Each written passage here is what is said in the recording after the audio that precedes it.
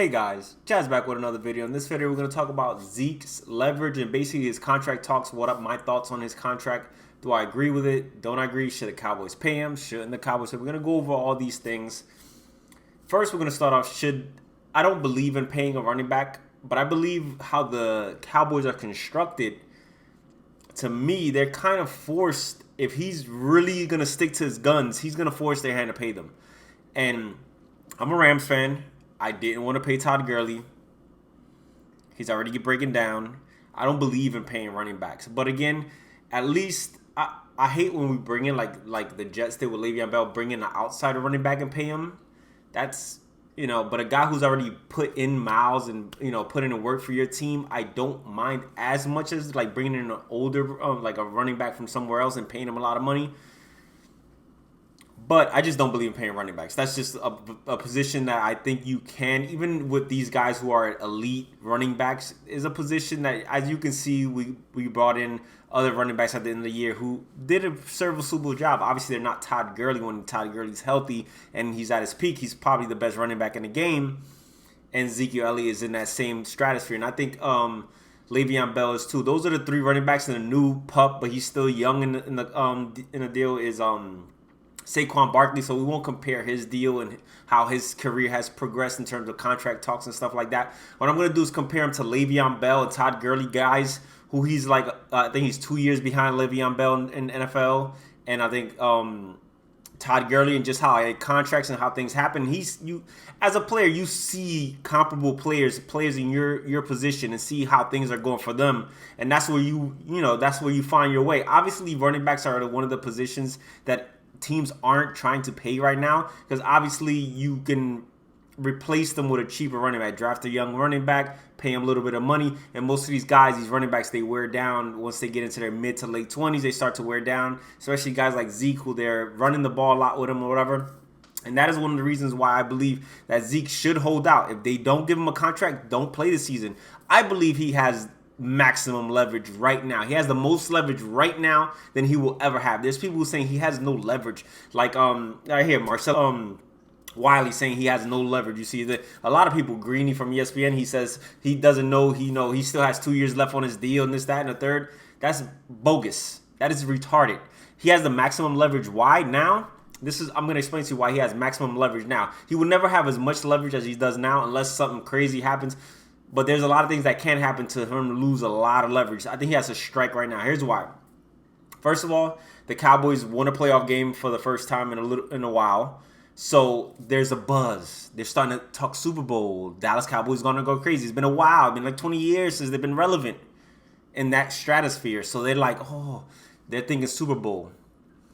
Who's their team built around? Ezekiel Elliot. Ezekiel Elliott was 23, 24 years old. He's still young. He still has one thing I will mention a lot in this video is the miles.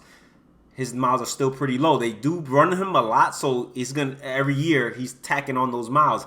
And a running back that's something you really want to look at is the touches and the carries, and he's getting up there because they're using him a lot. Nobody runs the ball as much as Ezekiel Elliott. When he's on the field, the two years he's played all 16 games, he's led the league in rushing. He's also led the league in rushing attempts. So they do use him a lot, and they're going to run him to the ground. So I'm like, all right, I don't mind you running me to the ground. I don't mind you using me, putting all these carries on me. But pay me. Give me some security long-term that I know I'm going to be secure, and give me some money on the back end. Because he could go out next year and blow his knee out and never be the same, and they'll discard him and move on to the next running back. So he has to secure the bag, secure the future for his future. Or maybe he's going to blow all the money. Who cares? Just secure his money. Because like when these guys retire, running backs like early 30s, you're still living 30, 40 years down the line. And that money, I mean, that makes a big difference if they're able to, secure another contract and the faster he could get this contract, the maybe he can even reach another contract if he's young enough, be able to get, and he won't get a big payday because I don't know, nobody's going to be paying like 27, 28-year-old running backs a lot of money, but he might be able to get somewhat decent compensation later on in his career. But this is what I'm saying. I'm going to compare the contracts to the other guys. All right. Maximum leverage right here, guys. The team is built around him.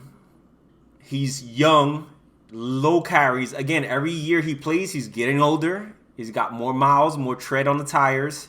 And the team might start to, if develops. The team starts gearing towards quarterback. He becomes less valuable on the team. Right now, the team is built around him. They're Super Bowl contenders. He is the team. He's young. Now's the time. He's like, pay me. And he's going to get paid like Todd Gurley. Todd Gurley is still under his rookie deal. He still hasn't even started his new deal. He got an extension. That extension still hasn't kicked in. He's still on his 5th year of his rookie contract right now. Todd Gurley's getting paid under. Next year, well, obviously he got some of the guarantees when he signed the extension or whatever. But next year is when, we actually, in our salary cap, you start to see the numbers, his numbers really crank up there, all right? And Todd Gurley got paid after 3 years. Ezekiel Elliott's been in the league 3 years. He saw that. He's like, the Rams took care of their guy. And I feel I'm as good or better. He's going to feel he's as good or better than Todd Gurley. He's led the league in rushing 2 times. He's going to be like, where's my compensation? Where's the team telling that they see me in the future of 5-6 years? So let's look at Todd Gurley's deal, all right? Last year, and they're very similar deals. We're going to go back and forth between their deals. Last year, he counted $7 million against the cap. This year, he's going to count $9 million against the cap. And as you guys can see, the contract is up here. I believe he got a 4 years, almost $58 million, $57.5 million contract extension. Now, obviously, that money gets moved around but this is the breakdown. This is the cap number. This is the cap hit he gives the team. Obviously, the last year is not even guaranteed. So it's basically a 3-year deal, with the last year being $11 million at the age of 29. And he's already having knee problems. That year probably will not be seen by him, maybe, unless, obviously he can have really big years, but at $11 million. But again, in 5 years, $11 million is probably a bargain at that time, because obviously every year the salary cap goes up. So who knows what that looks like in a few years. I think he could still be a quality player. I don't know if they'll want to pay him at the end of his, but we'll see what he looks like at 29. Right now he's 25. He's going to get paid, count $9 million against the cap this year. Obviously next year it takes a big jump to 17. I like how they spread it out, but a lot of these are not like super guarantees. So like they could cut him and basically only pay him, they got to pay him the $8 million and then they're scotch free. So it's not a super. Obviously that's how contracts are in the NFL. They're not guaranteed contracts. So you're not. See, that's why another reason why I don't mind a guy holding out. I'd be like, oh, if you signed the contract, abide by the contract. Yeah, but the team he signed the 4-year extension for almost $60 million. Guess what? If he's not producing, he's not seeing some of this back end money that he signed for. So when you're a running back, a position that you're gonna, you're not gonna last long in the NFL, you gotta go out there and make get all your money you can right now. Again, these guys retire early at 30 years old. They still have a lot of living to do. So they're trying to maximize the money that they get. They're not like these basketball players out here getting $40 million a year, guaranteed contracts, getting like $300 million. No, that's not the NFL. That's not how the NFL works. So you can't, when players start holding out, I never got mad at players who hold out. I never got mad at Donald for holding out. I never got mad at any of these players. I understand. I say get your money.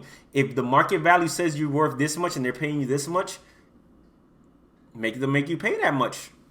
That's just facts. You got to get the money when you can. When you have the power and you have the leverage, you got the hammer, you got to use that damn hammer, all right? So let's look at Zeke's contract. Very similar numbers. This year he's counting against the cap a little bit more because he was a higher pick, but then next year is a little bit less than, I think Todd Gurley is 9.2 this year, the last year of the deal, and he was 7.5 or something like that. Let's go right back to it. Last year 7.2 and then 9.2. So again, I drafted similar. I think Todd Gurley was, the 10th pick, and Ezekiel Elliott was like the 6th or something. He was a lot higher. Not a lot higher, but he was higher. Not up here, whatever. Oh, the 4th overall pick. Okay, I'm sorry. 4th overall pick. But as you can see, he's a comparable player who got paid, got the extension after 3 seasons. Zeke is just looking for the same type of treatment. And you can argue that the team is more built around Zeke's running than anything, because we're not built. I mean, Todd Gurley's versatility really helps us, but we have a number 1 overall pick quarterback.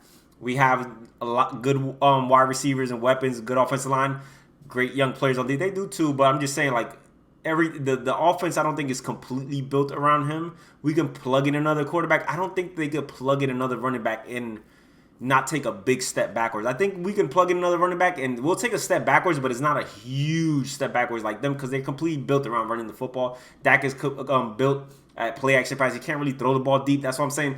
He has maximum leverage now because Dak maybe could develop and then he becomes less valuable. So running backs aren't getting paid. They're not getting paid where wide receivers are getting paid like that. It's not a valued position. And you can tell, you'll be like, all right, wait for the contract is over. That's what Le'Veon Bell did.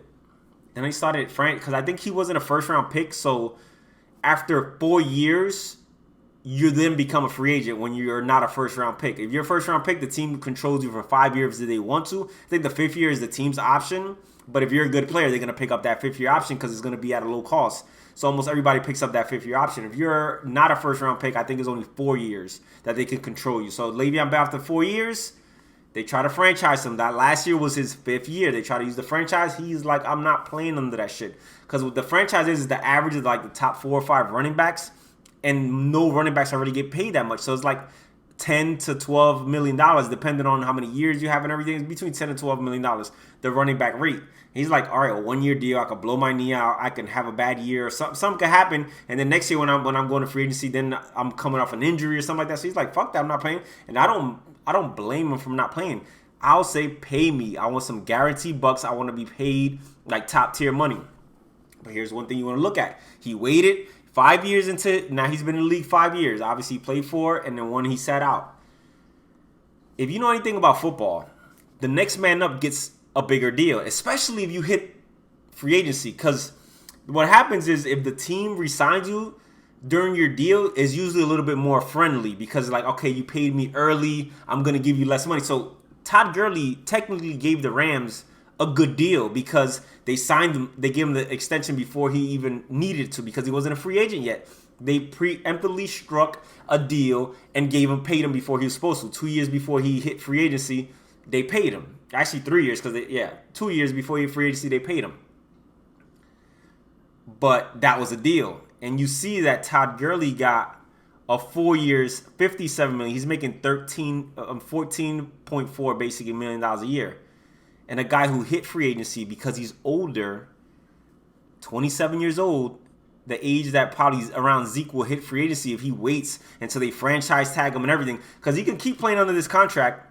And next year he'll get $9 million. Then they can control him again. Why? Because they can franchise him for like $11-12 million. So now they pay him $11-12 million. Again, you have no guaranteed long-term money. All that money is just from paying you from year to year. You don't want that. He wants some guaranteed long-term money.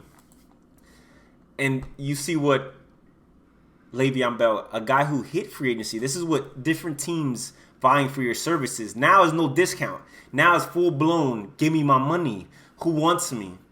He got a smaller deal, making almost more than $1 million less. And that doesn't happen in the NFL. Usually, like, if a quarterback, let's say Aaron Rodgers is time to get paid, he becomes the highest paid quarterback. And then Matthew Stafford, who isn't as good as Aaron Rodgers, but just because he's a top, above like a top 15 quarterback, he's going to make more money than Aaron Rodgers. That's just how it works in the NFL. Whoever's the next big, especially in certain positions, just like Aaron Donald is better than Khalil Mack. Aaron Donald signed his deal first. A couple of days later, Khalil Mack deal is bigger because that's how it is. Once one guy sets a price, the next guy jumps it, and that's how it works. When Von Miller, if he goes for a new deal, I don't know when he got paid. He probably just recently got paid a couple years ago, whatever. But a Von Miller type of somebody of their ilk or somewhere close, doesn't have to be exactly like top tier, but somebody in the top 10 at their position, he's probably going to eclipse those, and that's just how it works.